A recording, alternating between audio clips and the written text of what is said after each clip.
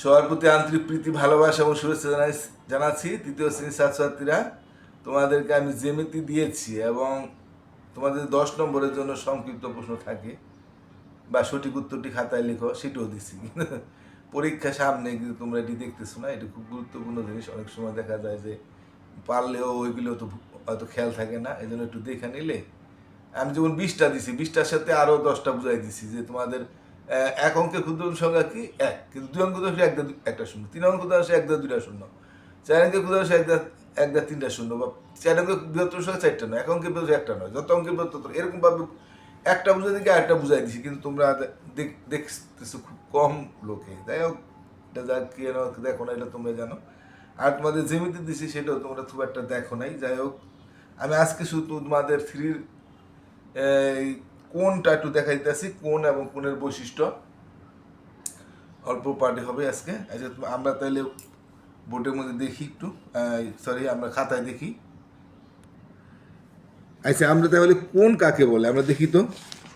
দুটি রেখা কোনো বিন্দুতে মিলিত হলে যে আকৃতির তৈরি হয় তাকে কোন বলে। দুইটি রেখা, একটা বিন্দু, যে বিন্দুটার মধ্যে দুইটা রেখা, যেমন ক খ রেখা, এটা খ গ রেখা, এটা খ আর গ পড়ছে, এটার মধ্যে ক আর খ পড়ছে। হ্যাঁ, এটা পড়ছে ক আর খ, আর এটা খ গ। অর্থাৎ দুটি রেখা কোন এক বিন্দুতে মিলিত হলে যে আকৃতি তৈরি হয় তাকে কোন বলে। দুটি রেখা কোনো বিন্দুতে মিলিত হলে যে আকৃতি তৈরি হয় তাকে কোন বলে। যে দুটি রেখা কোন এক বিন্দুতে মিলিত হলে যে কোণ তৈরি হয় তাকে কোন বলে। এটা হলো শীর্ষবিন্দু বলে। এই যে বিন্দুটার মধ্যে দুইটা রেখায় মিলিত হয়েছে, এটাকে আবার শীর্ষবিন্দুও বলে। হ্যাঁ, আবার পড়ি, দুটি রেখা কোনো বিন্দুতে মিলিত হলে, হ্যাঁ, দুটি রেখা কোনো বিন্দুতে মিলিত হলে যে আকৃতির তৈরি হয় তাকে কোণ বলে। দুটি রেখা কোনো বিন্দুতে মিলিত হলে যে আকৃতির তৈরি হয় তাকে কোণ বলে। দুটি রেখা, হ্যাঁ, কোনো এক বিন্দুতে মিলিত হলে যে আকৃতি তৈরি হয় তাকে কোণ বলে। উপরে চিত্রে ক খ গ একটি কোণ। এই যে ক খ গ, খটা, এই খ নাম, খটা এই কোণের মধ্যে পড়ছে না, এই বিন্দুটার মধ্যে পড়ছে না, এই খটা মাঝখানে বলতে হবে। যদি আমরা ক খ গ কি কোণ বলতে যাই তাহলে মাঝখানে বলতে। আর এই কোণের চিহ্নটা এই দাগটা সোজা দিয়া এমনি একটা দাগ দিলে এটা কোণের চিহ্ন বোঝায়। তো ক খ গ একটি কোণ। হ্যাঁ, তোমরা যদি এই দাগটা না দিতে চাও তাও হবে। আর এই দাগটাকে কোণের চিহ্ন বোঝায় আর কি। তাহলে আমরা আরেকবার একটু দেখি। দুটি রেখা কোনো বিন্দুতে মিলিত হলে যে আকৃতি তৈরি হয় তাকে কোণ বলা। অর্থাৎ আমি আবার একটু বুঝাই দিই, যে বিন্দুটার মধ্যে দুইটা রেখা এসে মিলিত হয়েছে, যে আকৃতিটা তৈরি হয়েছে এটাই কোণ। এটা হলো কোণের চিহ্ন, তাই না? তো দুটি রেখা কোনো বিন্দু মিলিত হলে যে আকৃতি তৈরি হয় তাকে কোণ বলে। উপরের চিত্রে ক খ গ একটি কোণ। আচ্ছা, এবার আমরা কোণের বৈশিষ্ট্য দেখি। হ্যাঁ, কোণের বৈশিষ্ট্য কি?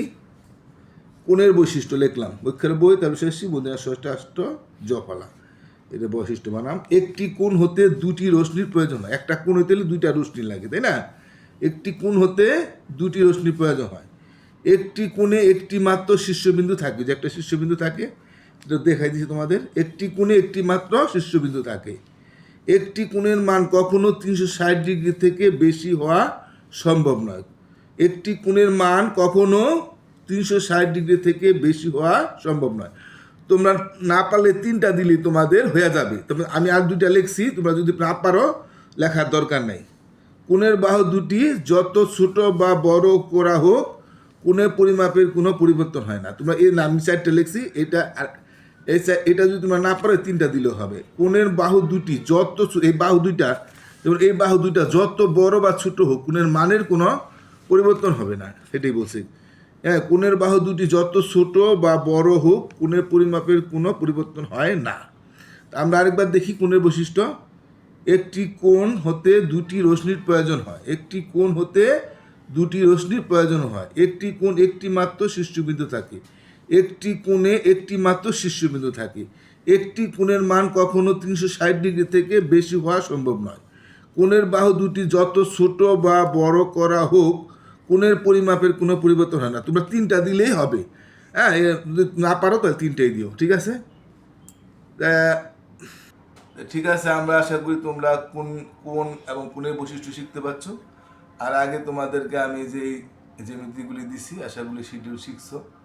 হ্যাঁ, তা আমি আশা করি তোমরা দেখবা, কারণ যেহেতু তোমাদের পরীক্ষা আসবে, কিন্তু অনেকে দেখতেছে না পরীক্ষার সামনে। যাই হোক, তো সবাই ভালো থাকো, আর আমার চ্যানেলটা যারা সাবস্ক্রাইব করো না দয়া করে সাবস্ক্রাইব করবা। আর বলছি, তোমাদের নতুন যদি তোমাদের আত্মীয় স্বজনের মধ্যে যদি কোনো 1 থেকে 5 পর্যন্ত কোনো ছাত্রছাত্রী থাকে, তাদেরকে একটু দেখতে বলবা এবং আমার চ্যানেলটা সাবস্ক্রাইব করতে বলবা। এবং ঠিক আছে, আর নাও থাকে তোমার আমাদের আত্মীয় স্বজন থাকলে তাদের একটু দয়া করে একটা সাবস্ক্রাইব করে। আমি প্রায় 1000 হয়ে আসছে, 800 কত 10টার মতো হয়েছে আমি যখন ভিডিও করি। আশা করি তোমাদের সহযোগিতা পাকলাম, আমার 1000 হয়ে যাবে, তারপরে তোমাদের আর এত অনুরোধ করবো না। যাই হোক, ভালো থাকো সবাই, পাঠ দেখবা। আজকের মতো টাটা।